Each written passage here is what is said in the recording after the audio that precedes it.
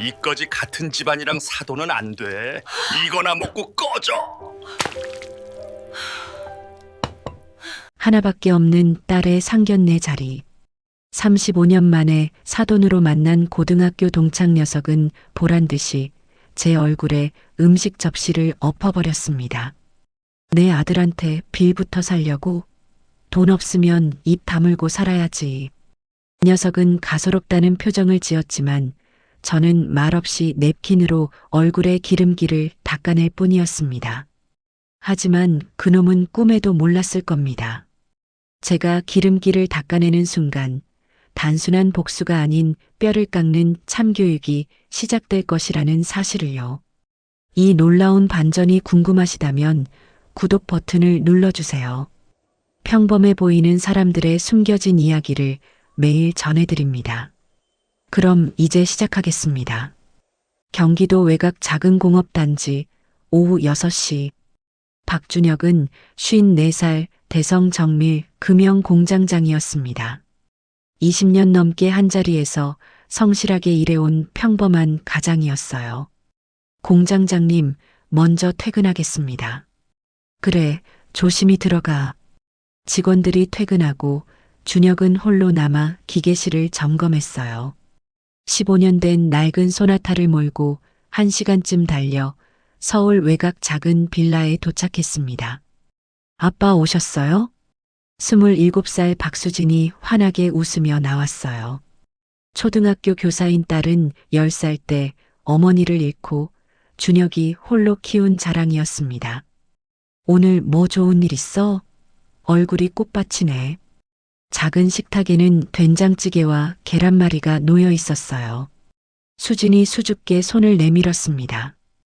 약지에 작은 다이아몬드 반지가 반짝였죠. 아빠, 오늘 태준 씨가 정식으로 프러포즈했어요. 정말? 우리 딸이 드디어? 준혁이 딸의 손을 잡았어요. 가슴이 벅차올랐습니다. 축하한다, 수진아. 아빠가 정말 기쁘구나. 아빠 다음 주 토요일에 상견례 하기로 했어요. 남산 송림원이라는 한정식 집에서요. 준혁의 손이 잠깐 멈췄어요. 송림원이라면 서울에서 손꼽히는 최고급 한정식 집이었습니다. 거기가 좀 비싸지 않나? 괜찮아요, 아빠. 태준 시내에서 다 준비한대요. 그나저나 아빠, 태준 씨네 아버지가 골드마트 회장이래요. 준혁의 손이 또 한 번 멈췄습니다. 국그릇을 내려놓았어요. 골드마트, 전국 100여 개 매장을 둔 대형 유통체인. 준혁의 눈빛이 미묘하게 흔들렸습니다. 골드마트, 그래, 큰 회사구나. 목소리는 담담했지만 표정은 복잡했어요. 수지는 눈치채지 못하고 계속 말했습니다. 회장님이시래요. 대단하시죠? 근데 태준 오빠는 전혀 그런 티 안 내요. 정말 착하고 겸손해요. 준혁은 고개를 끄덕였지만 마음 한구석에서 불안한 기분이 스멀스멀 올라왔어요. 골드마트라는 이름이 왠지 낯설지 않았거든요. 아빠는 수진이가 좋으면 그걸로 됐어. 집안이 중요한 게 아니라 사람이 중요한 거니까. 수진이 아버지의 손을 꼭 잡았습니다. 하지만 준혁의 가슴 한편에서는 여전히 불안한 예감이 떠나지 않았어요. 저녁 식사 후 준혁은 안방 옷장을 열었습니다. 비닐 커버에 쌓인 양복 한 벌이 걸려 있었어요. 27년 전 수진이가 태어난 날 샀던 양복이었죠. 양복 안감에는 작은 자수가 놓여 있었습니다. 사랑하는 딸 수진 탄생 기념. 준혁의 눈가가 촉촉해졌어요. 이 옷 입고 내 결혼식 때 버질로드 걷고 싶었는데 상견례도 이걸 입어야겠구나. 디자인은 오래됐지만 준혁에게는 세상 어떤 명품보다 소중한 옷이었습니다. 다음 날부터 일주일 동안 준혁은 양복을 세탁소에 맡기고 구두도 새로 광을 냈어요. 드디어 상견례 당일. 아빠, 오늘 너무 떨려요. 나도 그래. 근데 우리 딸이 제일 예쁘니까 걱정하지 마. 낡은 소나타를 타고 남산으로 향했어요. 송림원 앞에 도착하자 고급스러운 기와지붕 건물이 펼쳐졌습니다. 주차장에는 외제차들이 빼곡했죠. 준혁은 겨우 구석진 자리에 차를 댔어요. 자, 들어가자. 준혁이 수진의 손을 잡고 송림원 입구로 걸어갔습니다. 준혁은 아직 몰랐어요. 이 문 너머에서 35년 전의 악몽이 다시 시작될 거라는 것을요. 송림원 안으로 들어서자 은은한 국악선율이 흘렀습니다. 직원이 준혁과 수진을 송악실로 안내했어요. 아빠, 긴장 풀어요. 태준 씨네 부모님 좋은 분들이실 거예요. 그래, 우리 딸 말이 맞겠지. 준혁은 웃어 보였지만 넥타이가 목을 조이는 것 같았어요. 바로 그때 룸 밖에서 큰 웃음소리가 들렸습니다. 문이 벌컥 열리며 세 사람이 들어왔어요. 선두에 선 남자는 이탈리아제 양복에 금시계를 차고 있었습니다. 이철민, 골드마트 회장이었죠. 그 뒤로 명품으로 치장한 아내와 단정한 정장 차림의 아들 태준이 들어왔어요. 철민이 준혁을 위아래로 훑어봤습니다. 낡은 구두, 오래된 양복, 싸구려 시계. 코끝이 실룩거렸어요.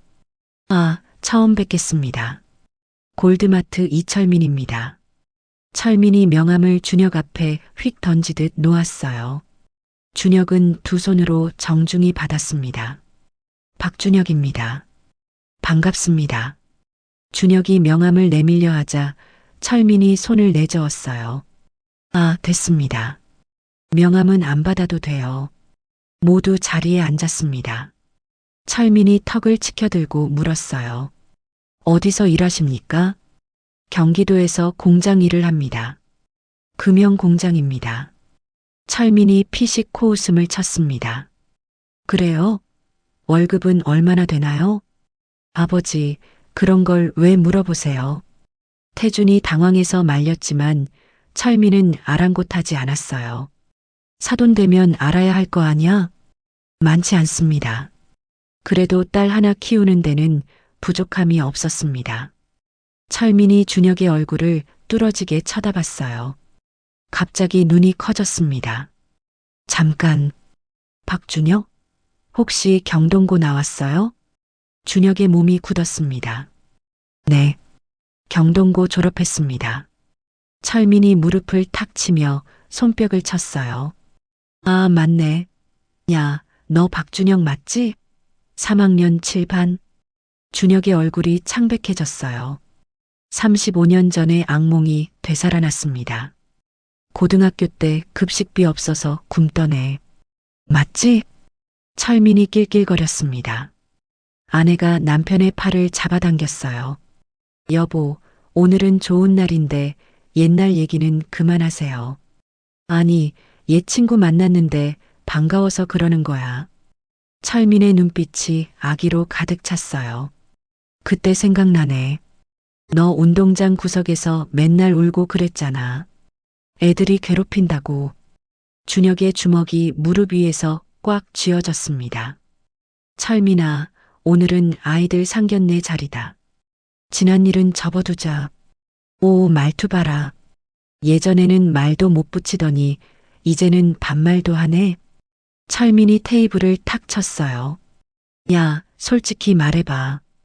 우리 태준이한테 붙어서 한몫 챙기려는 거지? 아버지. 태준이 벌떡 일어났습니다. 지금 무슨 말씀을 하시는 겁니까? 닥쳐, 태준아. 돈 없는 사람들은 거머리처럼 달라붙어 평생 뜯어먹으려고 하지. 철민이 손가락으로 준혁을 가리켰어요. 너 지금 뭐 해먹고 사냐? 공장 공돌이? 35년 전에도 거지였고 지금도 거지네. 수진의 눈에서 눈물이 흘러내렸습니다. 바로 그때 직원이 음식을 들고 들어왔어요. 잡채 올리겠습니다. 커다란 접시에 잡채가 담겨 나왔어요. 당면이 윤기 있게 반들거렸고 참기름 향이 퍼졌습니다. 철민의 시선이 잡채에 멈췄어요. 야, 박준혁. 너 고등학교 때 급식소에서 잡채 나오면 환장했지? 준혁의 눈빛이 흔들렸습니다. 35년 전 급식이 유일한 식사였던 기억이 떠올랐어요. 지금 생각해 보니까 참 불쌍한 인생이었네. 그때도 거지, 지금도 거지. 철민이 잡채를 한 젓가락 집어 입에 넣었어요. 과장되게 맛있다는 표정을 지었습니다. 그 순간 준혁이 입을 열었습니다. 목소리는 낮았지만 또렷했어요. 돈이 많다고 사람 무시해도 되는 겁니까? 철민의 젓가락이 멈췄습니다. 얼굴이 굳어졌어요. 뭐라고? 35년 전에도 여전히 지금도 그러고 사는구나.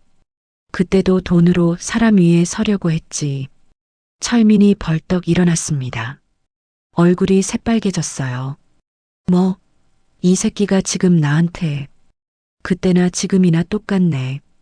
돈 없다고 무시하고 사람을 사람으로 안 보고.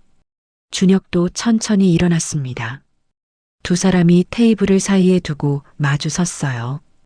야, 이 거지 새끼가. 철민이 분노로 떨었습니다. 누군가 자신에게 대드는 것, 특히 준혁 같은 사람이 맞서는 것을 참을 수 없었어요. 돈 없으면 입 다물고 살아야지. 감히 나한테 대들어? 바로 그 순간 철민이 테이블 위에 잡채 접시를 움켜잡았어요. 야, 이거나 먹고 꺼져. 철민이 접시를 준혁의 얼굴을 향해 내던졌습니다. 끈적한 당면이 얼굴을 덮쳤어요. 시금치와 당근이 어깨로 떨어졌고 참기름이 양복을 적셨습니다. 아빠, 수진이 비명을 질렀어요. 태준이 황급히 일어났습니다. 아버지, 도대체 왜 이러십니까? 철민이 손뼉을 치며 웃었어요. 아유, 속 시원하네. 35년 묵은 체증이 다 내려간다. 준혁은 미동도 하지 않았습니다. 얼굴에 묻은 잡채를 손수건으로 천천히 닦아냈어요. 수진이 자리에서 벌떡 일어나 약지의 반지를 빼기 시작했습니다. 이 결혼 안 해요. 절대 안 해요. 수진이 반지를 철민 앞 국그릇에 던졌어요. 챙소리와 함께 국물이 튀었습니다. 우리 아빠한테 당장 사과하세요. 철민이 비웃었어요. 사과? 내가? 그 태준이 벌떡 일어나 아버지를 노려봤어요. 아버지, 지금 미쳤습니까? 태준은 주머니에서 하얀 비단 손수건을 꺼내 준혁 앞으로 달려가 무릎을 꿇었습니다. 아버님, 죄송합니다. 정말 죄송합니다. 태준의 떨리는 손이 준혁의 얼굴을 닦아냈어요. 손수건이 금방 기름으로 얼룩졌습니다. 준혁은 말없이 일어섰습니다. 당면이 옷에서 툭툭 떨어졌어요. 태준의 손수건을 부드럽게 밀어내고 화장실 쪽으로 걸어갔습니다. 화장실에서 준혁은 수도꼭지를 틀었어요. 참기름 냄새가 코를 찔렀고 당면 조각이 세면대로 떨어졌습니다. 거울에 비친 모습은 처참했어요. 시금치 얼룩, 기름에 젖은 넥타이. 준혁은 젖은 머리를 뒤로 넘기며 거울 속 자신을 응시했습니다. 눈빛이 서서히 변했어요. 불쌍한 아버지의 눈빛이 사라지고 차갑고 날카로운 빛이 그 자리를 채웠습니다. 준혁은 화장실에서 나와 복도 끝 창가로 걸어갔어요. 핸드폰을 꺼내 특정 번호를 눌렀습니다. 여보세요? 최 부장 나야. 잠시 침묵이 흘렀어요. 긴장된 목소리가 들렸습니다. 국장님, 무슨 일이십니까? 골드마트 알지? 네, 압니다. 준혁의 입가에 차가운 미소가 번졌어요. 탈탈 털어. 한 푼도 남기지 말고. 월요일 아침 골드마트 본사. 서울 강남구 테헤란로에 위치한 20층짜리 건물이었어요. 로비에는 골드마트 로고가 크게 붙어 있었죠. 오전 9시 검은색 승합차 세대가 건물 앞에 멈춰 섰습니다. 차에서 정장 차림의 사람들이 우르르 내렸어요. 가슴에는 국세청 조사관 배지가 달려 있었습니다. 선두에 선 사람이 최 부장이었어요. 손에는 서류 가방을 들고 있었죠. 자, 들어갑니다. 예의 바르게, 하지만 단호하게. 조사관들이 일제히 고개를 끄덕였습니다. 로비로 들어서자 안내 데스크 직원이 깜짝 놀랐어요. 어떻게 오신? 국세청 조사 2부 최 부장입니다. 골드마트 대표이사 이철민 씨 계십니까? 최 부장이 신분증을 제시했습니다. 직원의 얼굴이 창백해졌어요. 잠깐만요. 확인해 보겠습니다. 직원이 황급히 전화기를 들었어요. 잠시 후 엘리베이터가 열리며 비서실장이 뛰어내려왔습니다. 국세청이라고요? 무슨 일이십니까? 세무조사 실시 통보입니다. 최 부장이 봉투를 건넸어요. 비서실장이 떨리는 손으로 봉투를 뜯었습니다. 서류를 보는 순간 얼굴이 하얗게 질렸어요. 이게 통합세무조사입니다. 법인세, 부가가치세, 원천세 전 항목 조사 대상입니다. 같은 시각 이철민은 골프장에 있었습니다. 주말 내내 기분이 좋았어요. 박준혁의 얼굴에 잡채를 던진 게 속이 시원했거든요. 자, 이번 홀은 내가 버디 치겠어. 철민이 골프채를 휘두르려는 순간 핸드폰이 울렸습니다. 비서실장이었어요. 뭔데? 골프 치는 중이야. 회장님, 국세청 조사관들이 본사에 왔습니다. 뭐? 세무조사 통보서 들고 왔어요. 통합조사래요. 철민의 얼굴이 굳어졌습니다. 골프채를 떨어뜨렸어요. 지금 당장 간다. 철민은 골프장을 뛰쳐나갔습니다. 차를 몰아본사로 달렸어요. 숨을 헐떡이며 사무실로 들어서자 조사관들이 이미 서류를 뒤지고 있었습니다. 최 부장이 철민을 보고 고개를 끄덕였어요. 대표이사님이십니까? 그렇습니다만. 국세청 조사 2부 최 부장입니다. 오늘부터 골드마트에 대한 통합 세무조사를 시작합니다. 철민이 급히 물었어요. 무슨 근거로 조사를 하는 겁니까? 우리 회사는 성실신고 업체인데요. 내부 제보가 들어왔습니다. 내부 제보요? 네. 탈세 및 회계 부정 의혹입니다. 철민의 등에서 식은땀이 흘렀습니다. 실제로 숨긴 게 있었거든요. 해외 페이퍼 컴퍼니, 비자금 계좌, 하청업체 리베이트까지. 조사 기간은 얼마나? 최소 한 달입니다. 상황에 따라 연장될 수 있습니다. 철민이 비틀거렸어요. 비서실장이 황급히 부축했습니다. 회장님, 괜찮으십니까? 변호사 불러. 당장? 철민이 소리쳤지만 최 부장은 흔들리지 않았어요. 변호사 동석은 가능하지만 조사 진행은 막을 수 없습니다. 협조해 주시기 바랍니다. 철민은 자리에 주저앉았습니다. 손이 부들부들 떨렸어요. 도대체 누가 제보를 한 거야? 그날 저녁 준혁은 집에서 뉴스를 보고 있었습니다. 수진이 옆에 앉아 있었어요. 아빠, 오늘 회사 어땠어요? 평범했지, 뭐. 준혁은 담담하게 대답했습니다.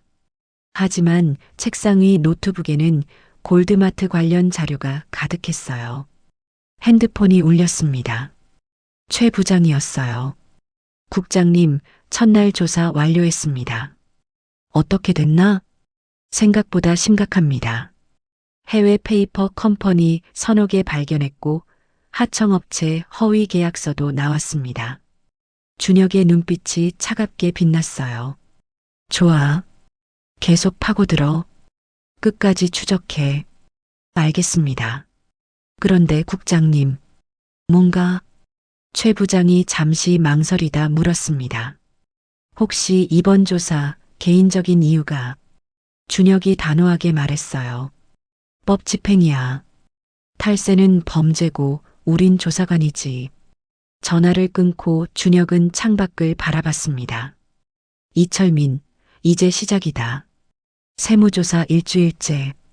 골드마트 본사는 전쟁터가 됐습니다. 조사관들이 매일 아침 8시에 출근해서 밤 10시까지 서류를 뒤졌어요. 철민은 하루가 다르게 초췌해졌습니다. 얼굴에는 다크서클이 짙게 내려앉았고 손톱을 물어뜯는 버릇이 생겼어요. 회장님, 식사라도 하셔야죠. 비서실장이 도시락을 들고 왔지만 철민은 손사래를 쳤습니다. 먹을 입맛이 어딨어. 변호사는 뭐래? 최선을 다하고 있다고만. 철민이 책상을 쾅 쳤어요. 최선을 다한다고? 그게 답이야? 저 조사관들 언제 나가는지나 물어봐. 바로 그때 문이 열리며 최 부장이 들어왔습니다. 손에는 서류 뭉치를 들고 있었어요. 대표이사님, 잠깐 시간 좀 내주시겠습니까? 철민의 얼굴이 굳어졌습니다. 뭡니까? 해외 계좌 내역 관련해서 확인할 게 있습니다. 최 부장이 서류를 펼쳤어요. 철민의 얼굴이 창백해졌습니다. 이건 어떻게? 케이맨제도 페이퍼 컴퍼니 3곳, 싱가포르 비밀 계좌 2개, 총 200억 원 규모입니다. 철민의 손이 떨렸어요. 그건 정상적인 해외 투자. 투자 목적이라면 신고했어야죠. 미신고 해외 계좌는 외국환 거래법 위반입니다. 최 부장의 목소리는 차분했지만 날카로웠습니다. 그리고 이 하청업체 계약서들 보십시오. 실제 거래액과 계약서 금액이 다릅니다. 최 부장이 또 다른 서류를 내밀었어요. 차액은 어디로 갔습니까? 그건 철민이 말을 더듬었습니다. 변호사가 급히 끼어들었어요. 잠깐, 제 의뢰인은 지금 답변을 거부할 권리가. 답변 거부는 자유입니다. 하지만 조사는 계속됩니다. 최 부장이 서류를 챙겨나갔습니다. 철민은 의자에 푹 꺼졌어요. 끝났어. 완전히 끝났어. 같은 시각 국세청 조사국. 준혁은 회의실에서 팀원들과 브리핑 중이었습니다. 화이트보드에는 골드마트 자금 흐름도가 복잡하게 그려져 있었어요. 현재까지 확보한 증거 정리해 볼까? 김 과장이 일어서서 발표했습니다. 해외 페이퍼 컴퍼니 3곳, 총 200억 원. 하청업체 허위 계약 12건, 차액 50억 원. 그리고 김 과장이 잠시 멈췄어요. 직원명의 차명 계좌 23개 발견했습니다. 총 80억 원 규모입니다. 회의실이 술렁였습니다. 준혁은 팔짱을 낀 채 고개를 끄덕였어요. 좋아. 계속해. 문제는 자금 출처입니다. 일부는 매출 누락으로 보이는데 정확한 추적이 어렵습니다. 준혁이 화이트보드 앞으로 걸어갔습니다. 매출 누락이면 포스 시스템을 봐야 해. 전산팀 매장별 거래 데이터 전부 확보했나? 네, 최근 3년치 확보했습니다. 좋아. 일 매출과 월 매출 보고서 대조해봐. 누락분이 보일 거야. 준혁이 보드에 화살표를 그었어요. 그리고 하청업체 쪽 실제 대표자 찾아서 진술 확보해. 허위 계약이면 증언 받을 수 있어. 알겠습니다, 국장님. 바로 그때 문이 열리며 최 부장이 급히 들어왔습니다. 국장님, 제보자가 왔습니다. 제보자? 네, 골드마트 전 회계 담당 이사래요. 직접 만나보시겠습니까? 준혁의 눈빛이 빛났어요. 당연하지. 어디 있나? 3층 면담실입니다. 준혁은 서류를 챙겨 면담실로 향했습니다. 문을 열자 40대 중반의 남자가 앉아 있었어요. 수척한 얼굴에 불안한 눈빛이었죠. 안녕하십니까? 국세청 조사국장 박준혁입니다. 준혁이 명함을 건넸어요. 남자가 두 손으로 받았습니다. 정민수입니다. 골드마트에서 5년간 회계 이사로 일했습니다. 어떻게 오시게 됐습니까? 정민수가 한숨을 내쉬었어요. 더 이상 참을 수가 없었습니다. 이 회장이 하는 짓이 범죄라는 걸 알면서도 제가 묵인했어요. 그게 죄책감으로. 구체적으로 말씀해 주시겠습니까? 정민수가 가방에서 USB를 꺼냈습니다. 여기 다 있습니다. 이중장부, 비자금 조성 내역, 해외 송금 기록까지 전부요. 준혁이 USB를 받아들었어요. 왜 지금 공개하시는 겁니까? 정민수의 눈에 눈물이 맺혔습니다. 한 달 전 제가 해고당했습니다. 이 회장이 입막음 비용으로 10억을 주겠다고 했어요. 하지만 정민수가 주먹을 쥐었어요. 제 아들이 초등학교 6학년인데 아빠가 나쁜 사람 도와줬다는 거 알면 뭐라고 생각할까요? 준혁이 정민수의 어깨에 손을 얹었습니다. 용기 내주셔서 감사합니다. 이 자료는 법정에서 결정적 증거가 될 겁니다. 진술서 작성해 주시겠습니까? 물론입니다. 이틀 뒤 준혁은 검찰에 고발장을 제출했습니다. 국세청과 검찰 합동 수사가 시작됐어요. 오후 2시 금융감독원에서 긴급 공문이 발송됐습니다. 골드마트 관련 모든 계좌 동결 명령이었죠. 철민은 은행에서 급히 전화를 받았어요. 회장님, 계좌가 전부 동결됐습니다. 뭐라고? 금융감독원 명령이래요. 국세청 요청으로. 철민이 핸드폰을 바닥에 내던졌습니다. 화면이 산산조각 났어요. 이럴 수가. 비서실장이 떨리는 목소리로 말했습니다. 회장님, 직원들 월급도 못 줍니다. 하청업체 대금 지급도 전부 막혔어요. 골드마트 주가가 폭락하기 시작했습니다. 하루 만에 30% 떨어졌어요. 언론에서도 보도가 나가기 시작했죠. 골드마트 대규모 탈세 혐의 세무조사 중 해외 비자금 500억 의혹. 검찰 수사 착수. 철민은 사무실에 틀어박혀 나오지 않았습니다. 술병을 옆에 두고 멍하니 앉아 있었어요.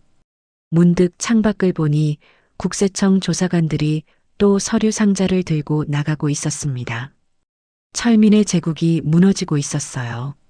골드마트 본사 앞 언론사 카메라들이 즐비했습니다. 기자들이 건물 입구를 에워싸고 있었어요. 오전 10시 한 대의 검은색 세단이 멈춰 섰습니다. 차에서 내린 사람은 이태준이었어요. 평소와 달리 검은색 정장에 검은 넥타이를 메고 있었죠. 저분이 이철민 회장 아들 아닙니까? 이태준 마케팅 이사 맞네요. 기자들이 우르르 몰려들었습니다. 플래시가 터졌어요. 태준은 멈춰서서 깊이 고개를 숙였습니다. 죄송합니다. 국민 여러분께 정말 죄송합니다. 태준의 목소리가 떨렸어요. 제 아버지가 저지른 죄, 아들로서 무한한 책임감을 느낍니다. 이사님, 탈세 사실 알고 계셨습니까? 전혀 몰랐습니다. 알았다면 막았어야 했는데, 그러지 못한 것도 제 잘못입니다. 태준이 다시 한번 허리를 굽혔습니다. 카메라 플래시가 쉴 새 없이 터졌어요. 이후 일주일 동안 태준은 놀라운 행동을 했습니다. 골드마트 하청업체들을 직접 찾아다니기 시작한 거예요. 첫 번째 방문지는 경기도 안산의 작은 식품 공장이었습니다. 사장이 태준을 보고 인상을 찌푸렸어요. 뭐하러 왔어요? 밀린 대금이나 주시죠. 죄송합니다. 태준이 무릎을 꿇었습니다. 공장 바닥은 차가운 콘크리트였어요. 아버지가 회사에 끼친 피해 제가 책임지겠습니다. 태준이 서류 봉투를 꺼냈어요. 이건 밀린 대금 3천만 원입니다. 제 개인 통장에서 인출했습니다. 사장이 봉투를 받아들며 눈물을 흘렸습니다. 이사님 잘못도 아닌데. 아닙니다. 저도 그 회사 사람이니까요. 두 번째, 세 번째, 네 번째. 태준은 쉬지 않고 전국을 돌아다녔습니다. 자신의 전 재산을 털어 피해 업체들에게 배상했어요. 그날 저녁 준혁은 사무실에서 서류를 정리하고 있었습니다. 골드마트 관련 최종 보고서를 작성 중이었어요. 노크 소리가 들렸습니다. 들어오세요. 최 부장이 들어왔어요. 국장님, 손님이 오셨습니다. 손님? 골드마트 이철민 회장입니다. 준혁의 손이 잠시 멈췄습니다. 펜을 내려놓았어요. 들어오라고 하세요. 잠시 후 문이 열리며 철민이 들어왔습니다. 일주일 사이 엄청나게 야위었어요. 머리는 헝클어져 있었고 양복은 구겨져 있었죠. 철민의 손에는 검은색 서류 가방이 들려 있었습니다. 국장님. 철민의 목소리가 떨렸어요. 준혁은 의자에 앉은 채 철민을 올려다봤습니다. 무슨 일로 오셨습니까? 그게 오해가 있는 것 같아서요. 철민이 가방을 책상 위에 올렸습니다. 지퍼를 열자 돈다발이 빼곡히 들어 있었어요.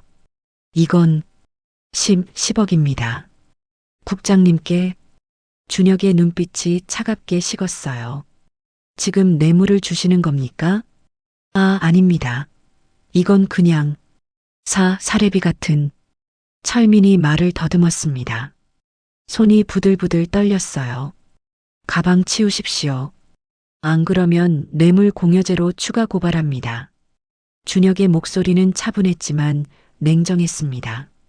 철민이 황급히 가방을 움켜쥐었어요. 제발 한 번만 봐주십시오. 제가 잘못했습니다. 철민이 그 자리에서 무릎을 꿇었습니다. 준혁은 천천히 일어났습니다. 책상 서랍을 열어 명함 한 장을 꺼냈어요. 철민 앞에 명함을 내밀었습니다. 제대로 인사하지 못했네요. 철민이 떨리는 손으로 명함을 받았어요. 명함을 보는 순간 얼굴이 새하얗게 질렸습니다. 국세청 조사국 국장 박준혁. 준혁? 철민의 목소리가 갈라졌어요. 경동고등학교 3학년 7반 맞습니다. 준혁이 담담하게 말했습니다. 철민의 입이 떡 벌어졌어요. 명함을 떨어뜨렸습니다. 내가 국세청 국장. 놀라셨습니까? 35년 전 급식비 없어서 굶던 거지가 어떻게 이 자리에 있는지. 준혁의 목소리에 차가운 비웃음이 섞였어요. 철민이 뒤로 주저앉았습니다. 안 돼. 이럴 수가. 아니야. 그건 장난이었어. 애들은 다 그러잖아. 장난이었다고? 준혁이 한 걸음 다가갔습니다. 상견례 때 제 얼굴에 잡채를 던진 것도 장난이었습니까? 미안해. 정말 미안해. 철민이 바닥에 엎드렸습니다. 이마가 바닥에 닿았어요. 이철민 씨, 저는 복수하는 게 아닙니다. 법을 집행하는 겁니다. 당신이 저지른 탈세는 범죄고 저는 조사관이에요. 준혁이 책상으로 돌아와 서류를 집어들었어요. 내일 검찰에서 소환장 나갑니다. 출석하시기 바랍니다. 준혁. 아니, 국장님. 철민이 손을 뻗었지만 준혁은 뒤돌아보지 않았어요. 나가십시오. 경비 부르기 전에. 철민은 비틀거리며 일어났습니다. 철민이 문을 나서는 순간 복도에서 다리가 풀려 주저앉았습니다. 경비가 달려왔어요. 괜찮으십니까? 철민은 대답하지 않았습니다. 그저 멍하니 바닥을 응시할 뿐이었어요. 준혁은 창밖을 바라봤습니다. 서울 야경이 반짝이고 있었어요. 이철민, 내가 던진 잡채의 대가는 이거야. 새벽 5시, 서울 강남구 고급 빌라 단지 앞, 검은색 승합차 4대가 조용히 정차했습니다. 차에서 검찰 수사관들과 국세청 조사관들이 내렸어요. 준혁도 그중 한 명이었습니다. 검은색 점퍼에 배지를 달고 있었어요. 옆에는 검사가 서 있었죠. 이철민 회장 자택 맞습니까? 네, 3층 펜트하우스입니다. 좋습니다. 영장 집행하겠습니다. 수사관들이 일제히 건물 안으로 들어갔습니다. 엘리베이터를 타고 3층으로 올라갔어요. 초인종을 눌렀지만 대답이 없었습니다. 수사관이 문을 두드렸어요. 검찰입니다. 문 열어주십시오. 여전히 대답이 없었어요. 검사가 고개를 끄덕이자 수사관이 마스터키로 문을 열었습니다. 안으로 들어서자 집안은 텅 비어 있었습니다. 거실 소파는 엉망이었고 서류들이 바닥에 흩어져 있었어요. 아무도 없습니다. 준혁이 재빨리 집안을 살폈어요. 침실, 서재, 주방 모두 비어 있었죠. 검사가 무전기를 들었어요.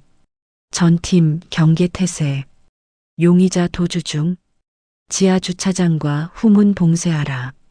바로 그때 준혁의 핸드폰이 울렸습니다. 최 부장이었어요. 국장님, 이철민 차량이 지금 지하 주차장으로 진입했습니다. 뭐? CCTV로 확인했습니다. 준혁이 뛰기 시작했어요. 지하 주차장으로 수사관들이 일제히 계단으로 달렸습니다. 지하 2층 주차장. 철민의 차가 급하게 들어왔습니다. 뒷좌석에는 커다란 여행 가방 2개가 놓여 있었어요.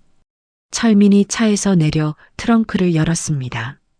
또 다른 가방을 꺼내려는 순간이었어요. 꼼짝 마십시오. 검사와 수사관들이 사방에서 나타났습니다. 철민이 깜짝 놀라 뒤로 물러섰어요.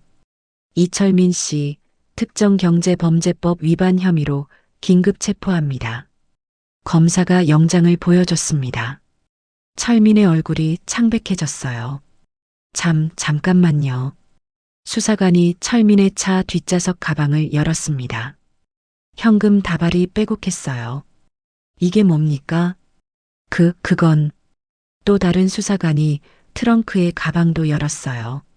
역시 현금이 가득했습니다. 대략 50억 원 정도로 보입니다. 철민이 주저앉았어요. 바닥에 털썩 앉아버렸습니다. 끝났어. 완전히 끝났어. 바로 그때 계단 쪽에서 준혁이 나타났습니다. 천천히 철민에게 걸어왔어요.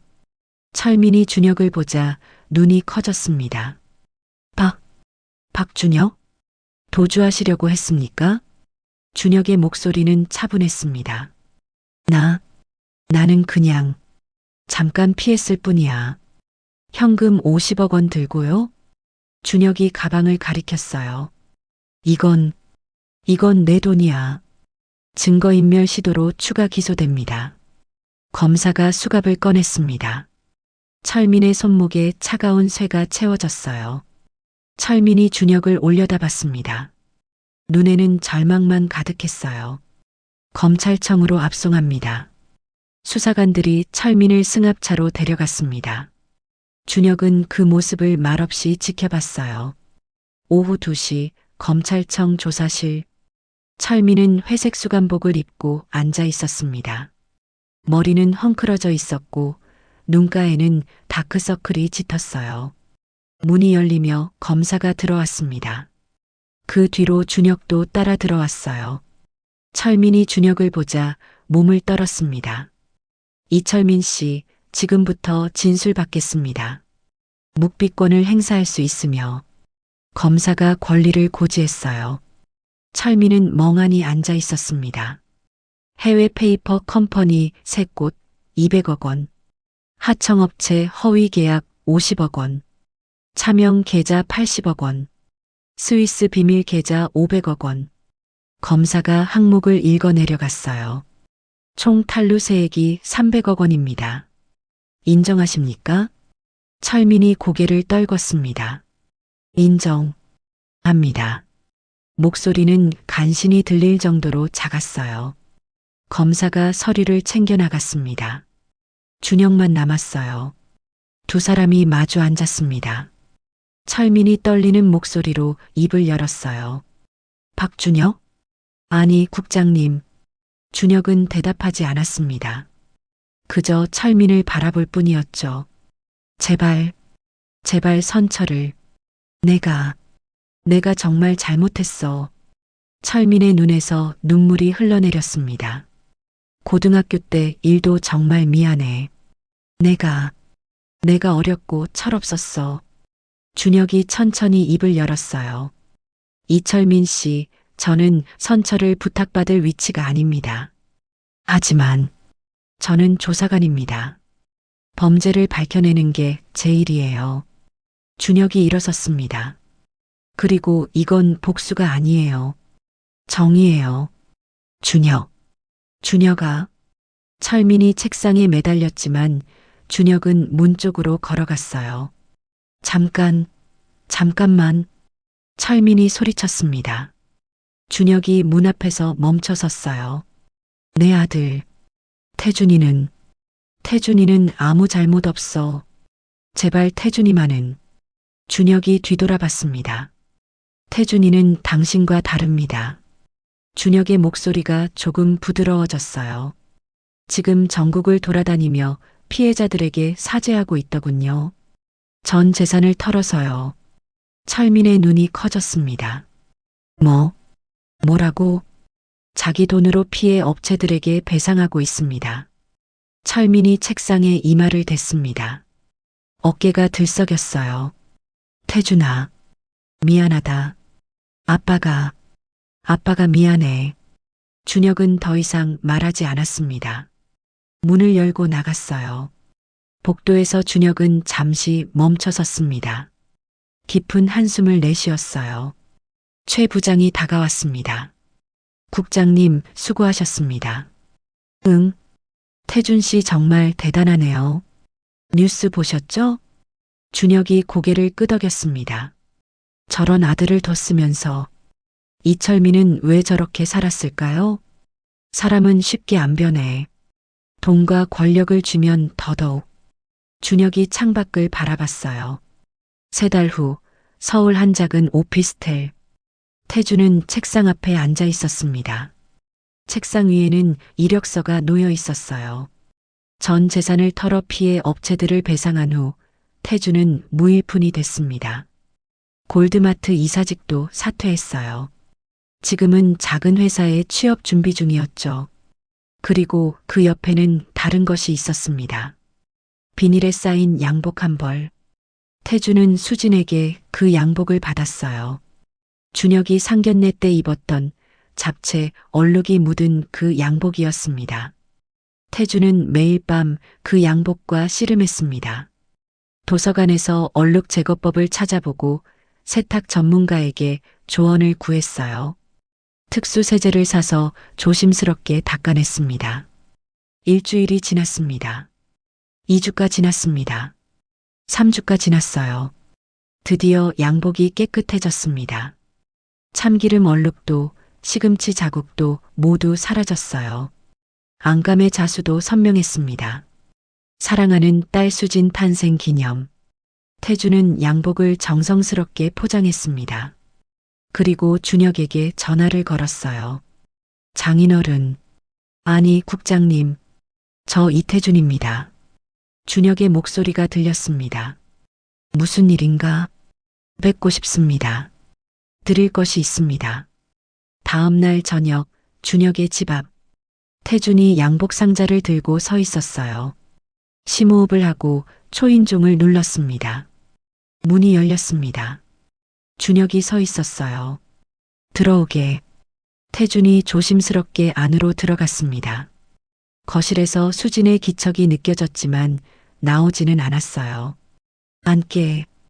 두 사람이 마주 앉았습니다. 태준이 상자를 앞으로 밀었어요. 이게 뭔가? 국장님께서 상견례 때 입으셨던 양복입니다. 준혁의 눈빛이 흔들렸습니다. 준혁이 상자를 열었어요. 양복이 깨끗하게 빛나고 있었습니다. 제 아버지가 더럽힌 이 옷을 제가 되살렸습니다. 태준의 목소리가 떨렸어요. 이 양복에 담긴 사랑을 제 아버지가 짓밟았습니다.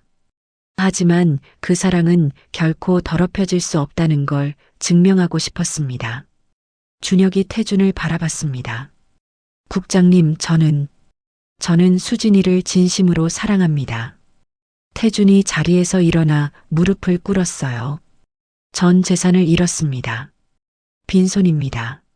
하지만 제 마음만은 진심입니다. 제발 수진이와의 결혼을 허락해 주십시오. 준혁이 한참 동안 태준을 내려다봤습니다. 그리고 천천히 입을 열었어요. 일어나게. 태준이 고개를 들었습니다. 눈에는 눈물이 가득했어요. 자네는 자네 아버지와 다르네. 이미 충분히 증명했어. 장인어른. 재산이 아니라 마음이 중요한 거야. 자네는 그걸 보여줬어. 준혁이 태준을 일으켜 세웠습니다. 수진이가 기다리고 있네. 준혁이 안방 쪽으로 고개를 돌렸어요. 수진아, 나와봐. 방문이 열리며 수진이 나왔습니다. 두 사람이 서로를 바라보며 눈물을 흘렸습니다. 수진이 달려가 태준을 껴안았어요. 미안해, 수진아. 정말 미안해. 아니에요. 오빠 잘못 아니에요. 준혁이 두 사람을 바라보며 미소 지었습니다. 6개월 후 작은 결혼식장. 하객은 많지 않았지만 따뜻한 분위기였어요. 준혁은 27년 된 양복을 입고 수진의 손을 잡고 버질로드를 걸었습니다. 제단 앞에 태준이 서 있었습니다. 단정한 양복에 환한 미소를 짓고 있었죠. 준혁이 수진의 손을 태준에게 맡겼습니다. 잘 부탁하네. 명심하겠습니다, 아버님. 태준이 깊이 고개를 숙였어요. 그날 밤 준혁은 집으로 돌아와 양복을 조심스럽게 벗어 옷장에 걸었어요. 안감의 자수를 마지막으로 한번 쓰다듬었습니다. 준혁의 눈가에 미소가 번졌어요. 수진아, 아빠는 약속 지켰어. 이 옷 입고 내 결혼식에서 버질로드 걸었잖니. 창밖으로 달빛이 들어왔습니다. 고요하고 평화로운 밤이었어요. 사람은 돈이나 지위로 평가받는 게 아닙니다. 진심과 양심으로 평가받는 거죠. 이철민은 돈으로 사람 위에 서려 했지만 결국 무릎 꿇었어요. 반대로 태준은 모든 걸 잃었지만 진심으로 사람들의 마음을 얻었습니다. 복수는 복수를 낳지만 정의는 평화를 낳습니다. 그리고 진정한 사랑은 어떤 기름때도 더럽힐 수 없습니다. 27년 된 이 양복처럼 말이에요. 오늘 이야기 어떠셨나요? 이야기가 재밌으셨다면 구독과 좋아요 부탁드려요. 여러분의 하루가 언제나 평온하고 따뜻하길 바라며 오늘도 시청해 주셔서 감사합니다.